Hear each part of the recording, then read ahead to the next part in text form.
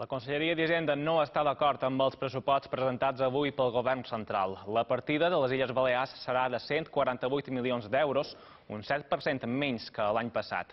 La consellera Catalina Cladera critica que no s'hagi pressupostat el pagament mínim de 80 milions d'euros pel conveni de carreteres signat el desembre de 2015 i en el qual només hi estan previstos 15 milions.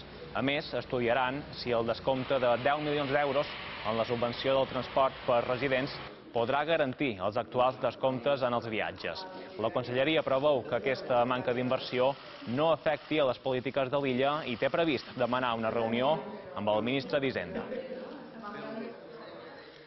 Estem decebuts i continuem amb la mateixa inèrcia que ha tingut tots aquests anys el govern d'Espanya de no invertir o de no incentivar la inversió, de no afavorir les comunitats autònomes. Aquesta actitud que té el govern d'Espanya, recentralitzadora, de quedar-se el pressupost en els seus ministeris pels seus interessos però no per les polítiques que estan desenvolupant les comunitats autònomes.